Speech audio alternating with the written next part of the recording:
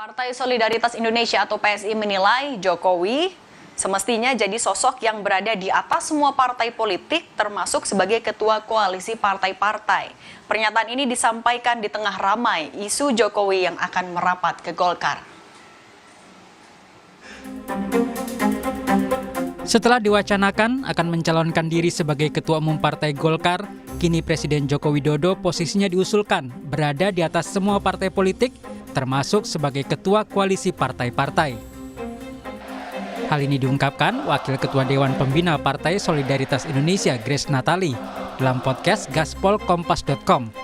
Grace beralasan Jokowi bisa jadi jembatan bagi partai yang punya visi yang sama menuju Indonesia Emas.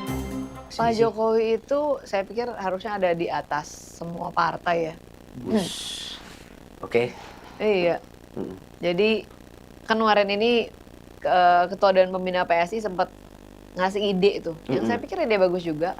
Pak Jokowi mungkin bisa menjadi ketua dari koalisi partai-partai, semacam barisan nasional. Partai-partai mau melanjutkan atau punya visi yang sama ya menuju Indonesia Emas gitu. Ya, Pak Jokowi bisa ada di situ sebagai pemersatu. Merespon usulan PSI ini, Wakil Ketua Umum Partai Golkar Erwin Aksa mengaku belum pernah mendengar istilah ketua koalisi.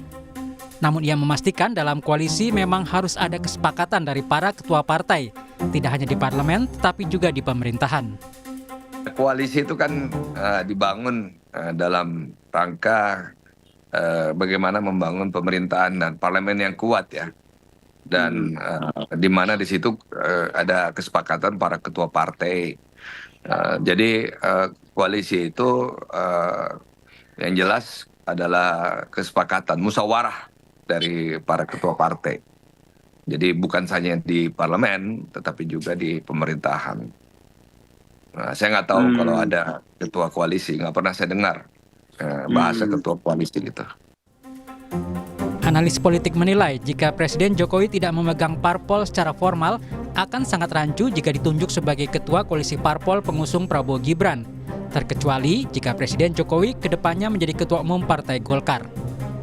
Nah, kalau misalnya Presiden Jokowi tidak memegang partai secara formal, kira-kira pertanyaannya posisi Pak Jokowi sebagai apa kalau ditunjuk sebagai ketua perkumpulan koalisi partai pendukung Pak Prabowo, dan bagaimana hubungannya dengan Presiden Prabowo kalau Prabowo sudah resmi dilantik sebagai orang nomor satu di Republik ini. Kecuali Presiden Jokowi menjadi ketua umum Partai Golkar. Jadi kalau misalnya beliau menjadi ketua umum Partai Golkar, beliau masih punya power. Karena bagaimanapun Golkar di antara partai pendukung Pak Prabowo itu kursinya paling besar. Dan ada potensi menjadi ketua DPR, karena kursinya bisa saja mengalahkan kursi yang dimiliki oleh PD Perjuangan.